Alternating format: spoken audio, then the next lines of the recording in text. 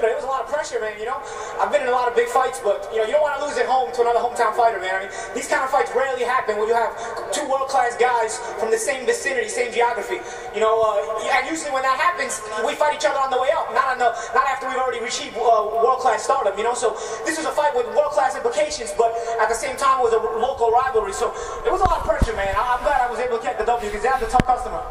Did you feel coming into this fight that you were going to be the busier and faster fighter? I felt I had to be. I knew Zab had the punching advantage. I knew he was a bigger puncher, but I felt like if we backed him up, he doesn't fight very well going backwards, So I kept trying to back him up the whole fight as much as I could, including the last round. I knew in the last round he was going to need a knockout to win, and I said if I let him get that forward momentum, he could get lucky. So let me try to keep backing him up even in the last round. We were really sharp in camp. We had great sparring partners, Cleotis Pendarvis, William Shamal Witt. We worked with Luis Collazo, Angel Garcia, not the trainer, the young prospect from New York.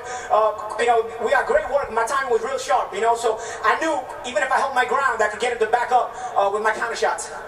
Paulie, we all know you're an emotional guy. How were you able to manage to regroup after the controversial knockdown, which was ruled a knockdown in the second round? That knockdown was bullshit, man. I tripped over his leg. He did clip me. Don't get me wrong.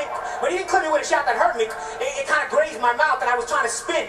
Sometimes on lefties, we try to make this move where we kind of try to spin on the outside. But if your foot is on the inside when you make the spin move, you're going to trip over the other guy's foot, and that's what happened. As I made the spin move, all right, let's take a look at it.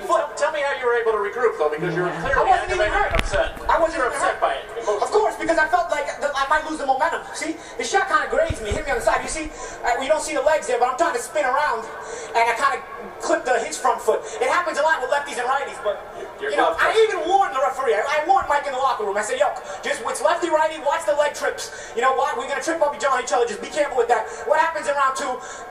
What I was scared of happened. But luckily I was able to regroup. Zab's a world-class operator, man. I knew I couldn't take him lightly, and once he took, I was worried about him taking back the momentum in round two after I had a good round one. So I had to kind of regroup myself mentally and kind of get back on the horse, so to speak. And to fight against a guy who coached you, and you have clearly stated throughout this whole promotion that you really liked. Is that a difficult prospect? You're both in your backyard. Half the fans for Zab, half the fans for you. It is because he's a guy who I looked up to coming up. He was a guy who had done so much before I accomplished anything. So in the gyms, in the local New York scene, I really looked up to him.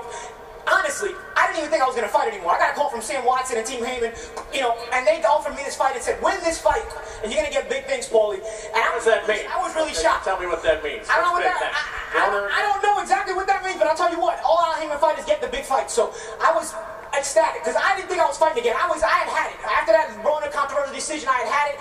I had gained weight. I wasn't training.